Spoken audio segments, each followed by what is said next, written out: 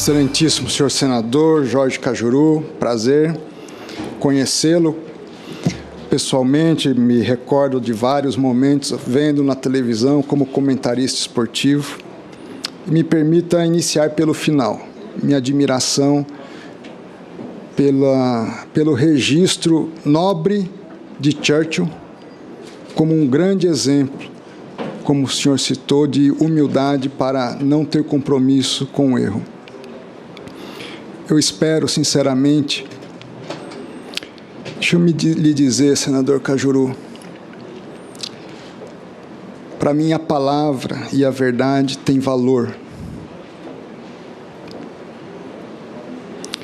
E quando Vossa Excelência se coloca à disposição para estar aqui todo o tempo, de me ouvir, eu tenho que atuar respeitando essa capacidade e esse gesto de me ouvir. Eu não sou perfeito, não espere de mim perfeição. Tem vezes que nós discordamos de nós mesmos, do que fizemos. E nós precisamos ter humildade para pedir desculpa. Eu aprendi com meu pai aos 16 anos. Não tenha medo de tomar decisões. O mundo é carente de homens que tomam decisões. Não preciso bater na mesa, falar grosso para isso. Mas se tiver errado, peça desculpa. Fui aprender, senador Bezerra, sem adentrar, senador Eduardo Braga e senador Cajuru, também que na administração pública tem muita gente indiferente com problema, outros tantos que criam problemas e pouca gente disposta a resolver problemas. Eu digo isso para que Vossas Excelências esperem de mim previsibilidade. O que eu estou dizendo aqui não são palavras ao vento. Os compromissos que eu assumi aqui não são palavras ao vento. Eu quero que Vossas Excelências votem sim ou não, mas com consciência do que estão votando. Porque fake news, senador Eduardo Braga, eu sofri inúmeras. Aliás, eu era um dos ministros mais criticados, às vezes, até por apoiadores do presidente da República, justamente pela minha busca do consenso, do diálogo, de buscar soluções, de respeitar as instituições. Primeiro dia que eu fui ao Supremo Tribunal Federal como advogado-geral, eu disse a todos os ministros do Supremo, eu assumo 3 compromissos. Narrativa a mais próxima possível da verdade dos fatos. A mais próxima possível, porque às vezes eu me equivoco, mas eu tenho que ter honestidade ao narrar o que aconteceu.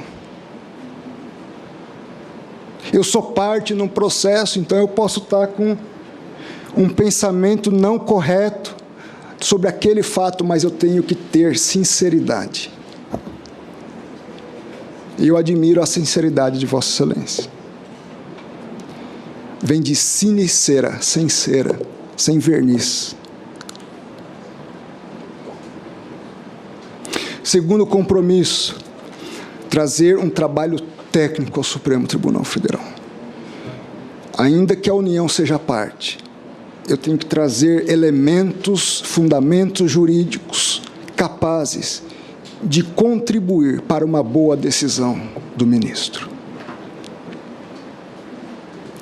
Em terceiro lugar, sempre respeitar as decisões do Supremo. Não tem um ato meu,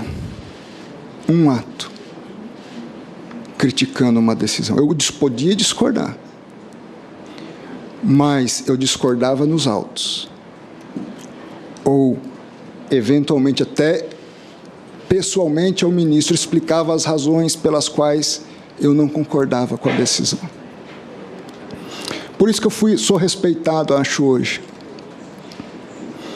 E sempre na tentativa de buscar soluções. Senador Eduardo Braga, se possível, durante esse dia, quando Vossa Excelência fala dessas fake news, e fala com razão, preocupado, eu peço a Vossa Excelência ligar aos ministros do Supremo, todos,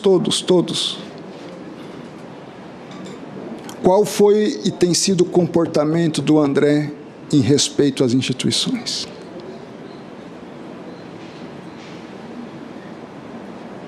É isso que o senhor espere de mim lá dentro, sobre fake news e sobre qualquer assunto, qualquer causa.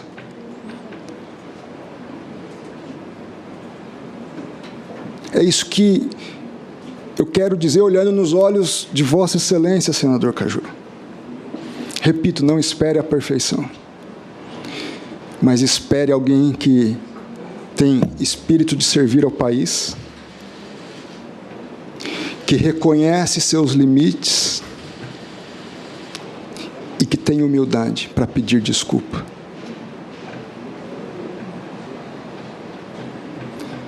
Dentro desse contexto, minha relação com o presidente da República sempre foi republicana e de buscar fazer a construção das políticas do governo dentro dos parâmetros da Constituição. Sobre a questão dos jornalistas,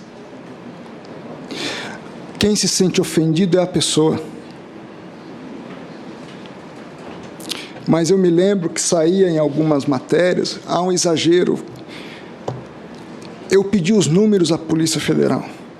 De 2019, início de 2019, até o momento, salvo engano, fevereiro, aquele momento desse ano, eu saí do Ministério em março. Quantos inquéritos tem na Polícia Federal instaurados nesse período, com base na Lei de Segurança? Eu encontrei, as informações vieram, foram 2 inquéritos requisitados pelo meu antecessor, 5 inquéritos requisitados por mim, e, para não ser injusto, 15 requisitados pelo Poder Judiciário e 31 pelo Ministério Público Federal. Agora, em se sentido ofendido na honra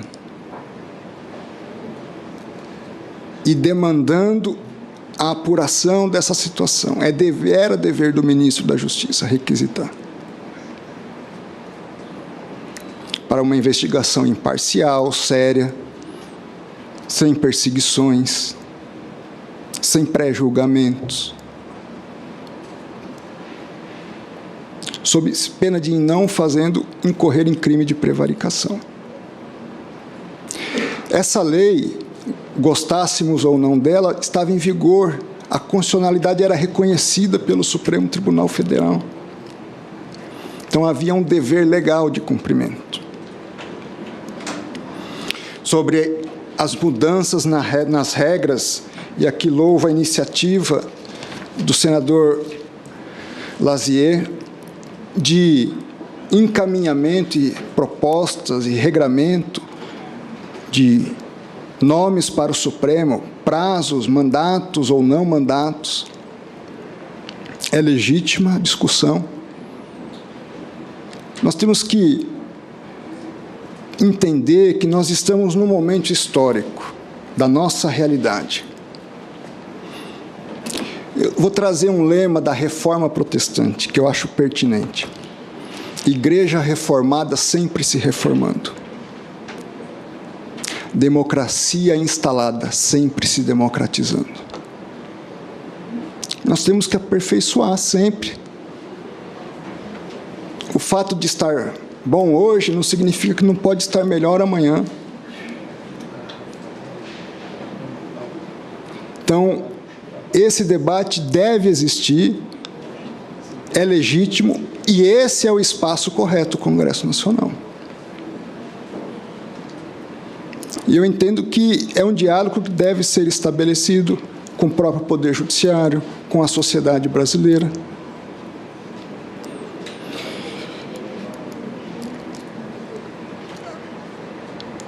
Há milhares de anos nós debatemos sobre um conceito de justiça e nós não chegamos a um consenso.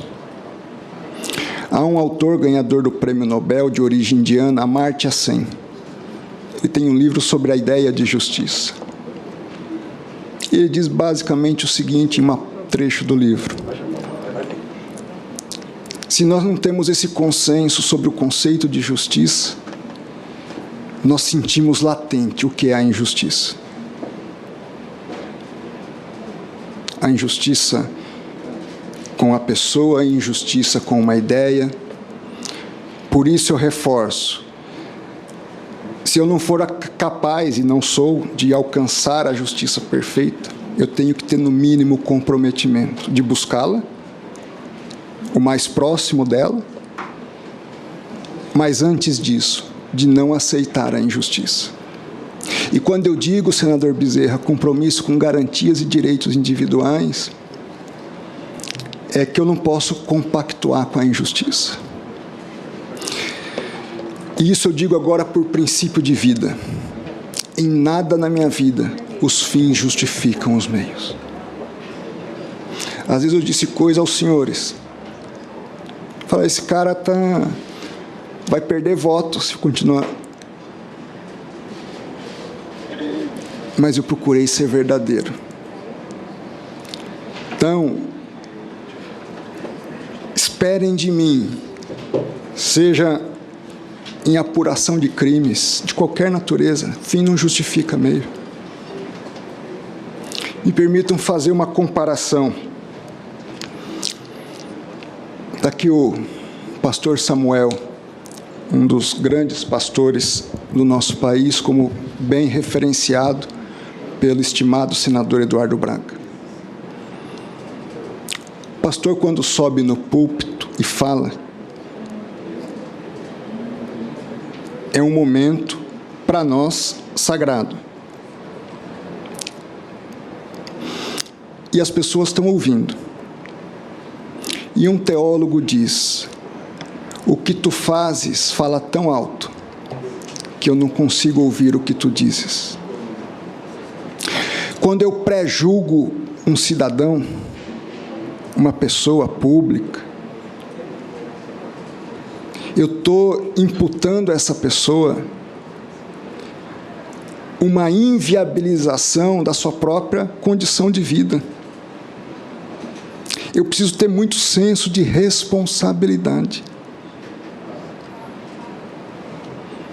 Ontem eu liguei para um grande advogado de São Paulo, que advogou para as grandes empresas que estavam envolvidas na Operação Lava Jato. Pus no Viva Voz ao lado de outras pessoas. Doutor e professor, como foi a minha atuação? Ele disse algumas expressões com equilíbrio, racionalidade, preocupado em manter os empregos, preocupado com que essas empresas sobrevivessem para manter os empregos do nosso país. Por vezes, eu fui confrontado com ideias, não, vamos fechar as empresas. E eu dizia, se tiver, vou trazer para a minha instituição, a AGU. Se tiver um problema na minha instituição, a solução é fechar a instituição ou corrigir o problema?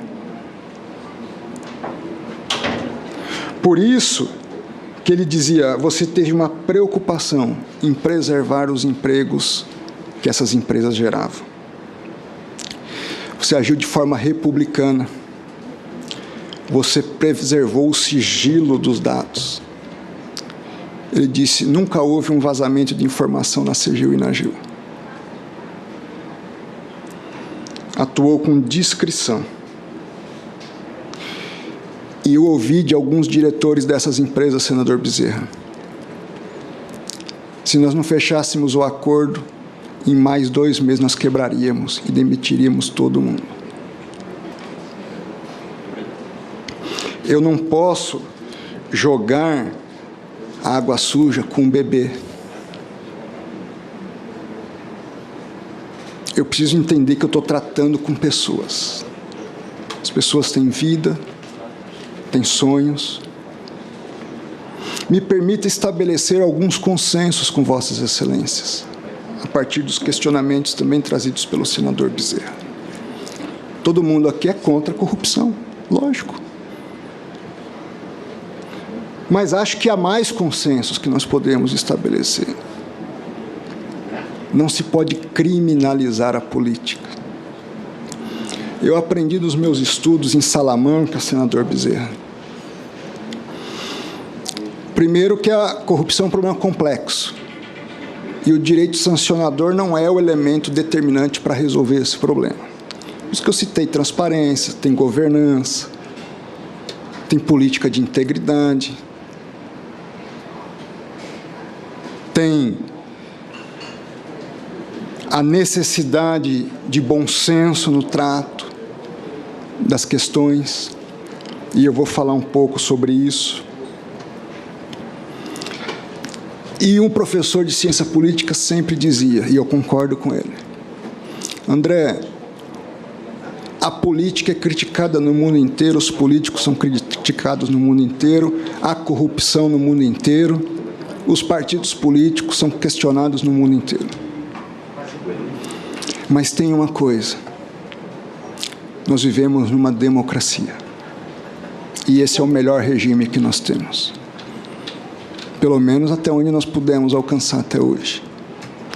E não se constrói uma democracia sem política, sem políticos e sem partidos políticos. Então, quando eu falo não se pode criminalizar a política, e não só a política, a atividade pública. Ou nós, na Advocacia Geral da União, não nos deparamos com situações também em que gestores têm receio de assinar um determinado contrato, adotar uma determinada política. Não se pode criminalizar. E as generalizações são péssimas. Os pré-julgamentos não se podem aceitar. Então, todos somos contra a corrupção. Todos somos sabedores que não se pode criminalizar a política. Também entendo que uma delação premiada não é elemento de prova. Eu não posso basear uma convicção com base em uma delação.